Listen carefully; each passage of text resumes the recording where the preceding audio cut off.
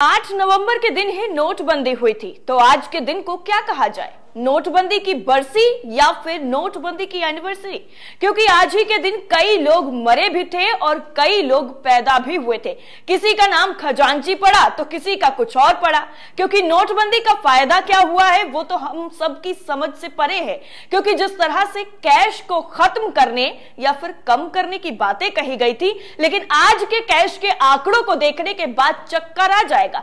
सब कुछ बेईमानी लगेगा जो वादों में कहा गया था, और ये साफ समझ में आ जाएगा कि आपके साथ कितना बड़ा धोखा हुआ है। हम सबके साथ कितना बड़ा धोखा हुआ है कि सिर्फ नोटबंदी के फायदे गिना गिना कर आखिरकार ये किस दौर में लेकर आ गए हैं हमको। आपको बता दें कि नोटबंदी के 6 साल पूरे होने को हैं, यानी आज पूरे हो चुके हैं। इसके बावजूद देश में नगदी यानी कैश का खूब इस्तेमाल हो रहा है। धड़ल्ले से कैश हो रहा है। खूब कैश करो और ऐश में रहो। लेकिन जो वादे किए गए थे, जो मंसूबे बताए गए थे कि हम डिजिटल इंडिया बना देंगे, कैश का नामो निशान नहीं रहेगा यहां पर, वो आज कहां चला गया है? कहीं नजर नहीं आता है। लेकिन नोटबंदी वो तो हर साल आएगी, नोटबंदी की बरसी। और नोटबंदी की बरसी पर किस तरह से एक रिपोर्ट निकलकर सामने आई है और उस रिपोर्ट में क्या आंकड़े पेश किए गए हैं कि पहले जब नोटबंदी हुई थी उस वक्त कैश की क्या आंकड़े थे और आज कैश के आंकड़े क्या हैं, वो आपको बताते हैं।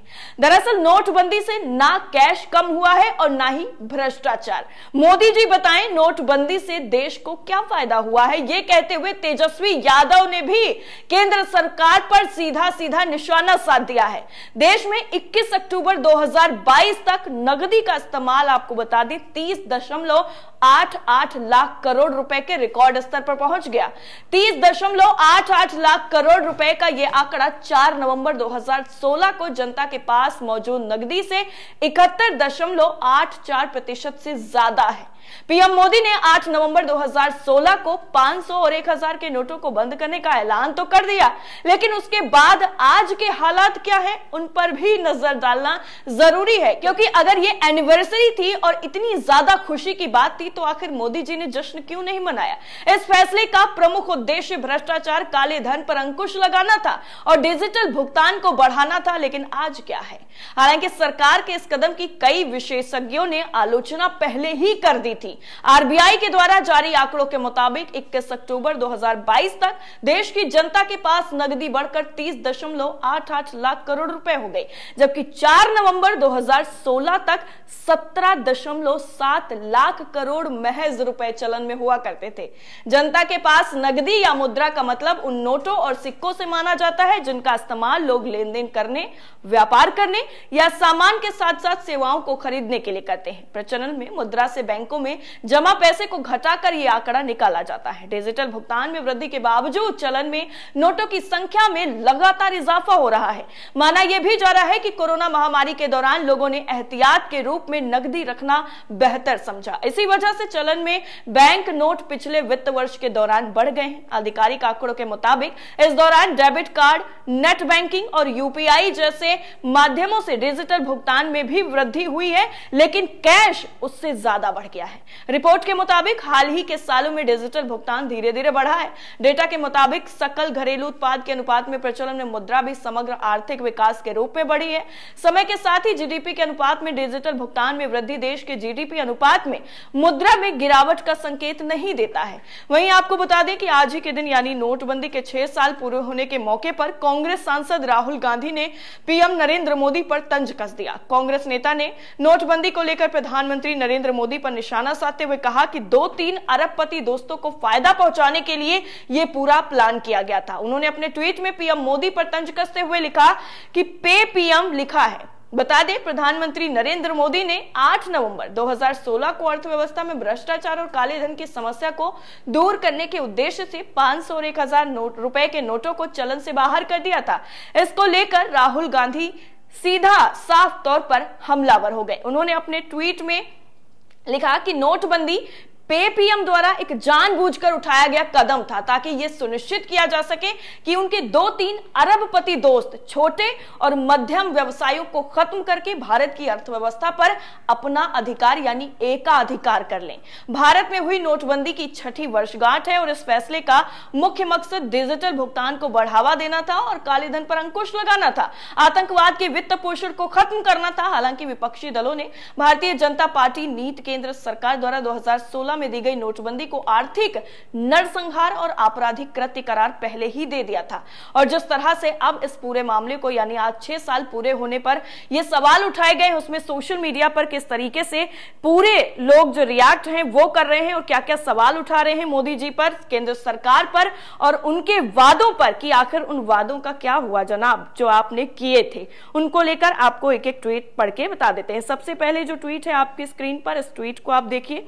इस ट्वीट को शेयर किया गया है बोलता हिंदुस्तान की तरफ से। इस ट्वीट में लिखा गया है कि नोटबंदी से ना कैश कम हुआ ना ही भ्रष्टाचार, मोदी जी बताएं नोटबंदी से देश को क्या फायदा हुआ। ये तेजस्वी यादव का इन्होंने ट्वीट शेयर किया है।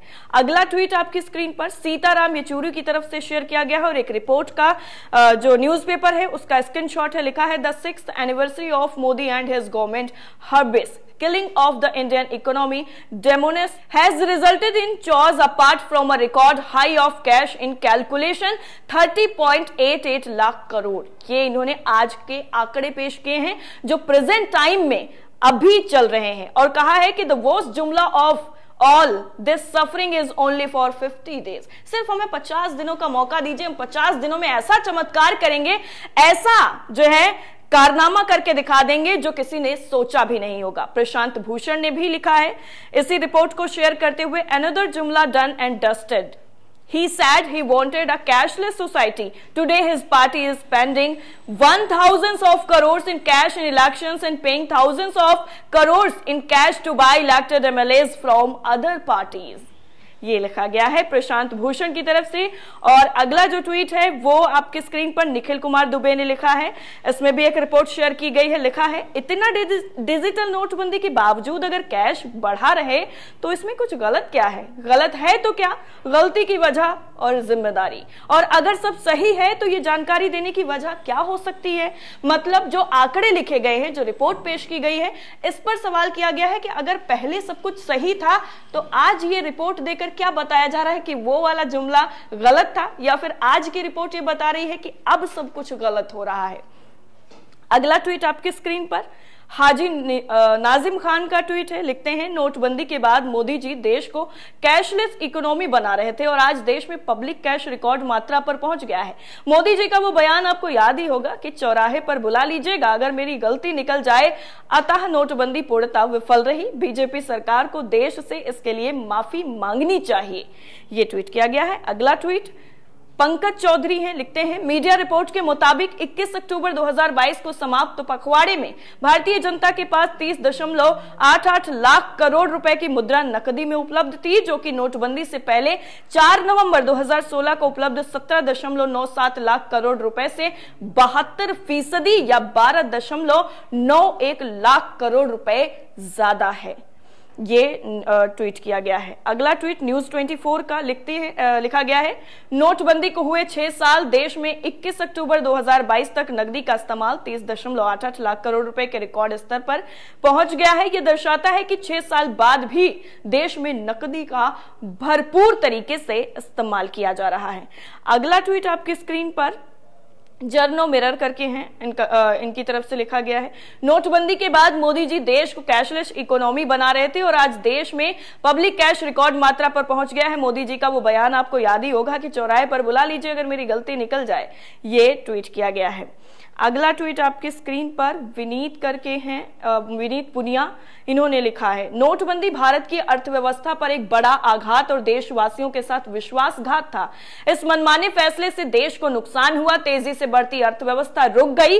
मोदी जी ने नोटबंदी का फैसला अकेले ही लिया था और वो इसकी असफलता के लिए भी अकेले ही जिम्मेदार हैं, इसके लिए और कोई जिम्मेदार नहीं है।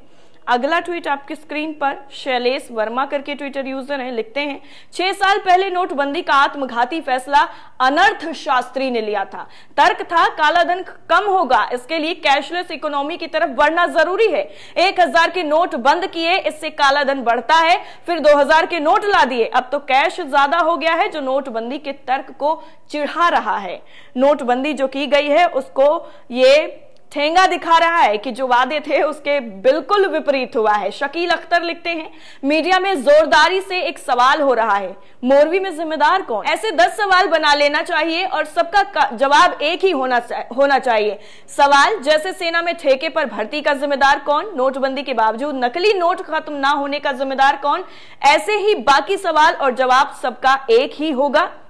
और जवाब इन्होंने जो कोट किया है उसको सुनकर आपको भी नेहरू हंसी भी आएगी और उन चीजों की गंभीरता भी आप समझ पाएंगे कि कुछ भी होता है तो उसके लिए नेहरू जी को जिम्मेदार ठहरा दिया जाता है और बताया जाता है कि जो कुछ भी हुआ है वो सब कुछ उन्होंने ही किया है, उन्हीं की देन है। अगला और आखिरी ट्वीट आपकी स्क्रीन पर बोलता हिंदुस्तान का है।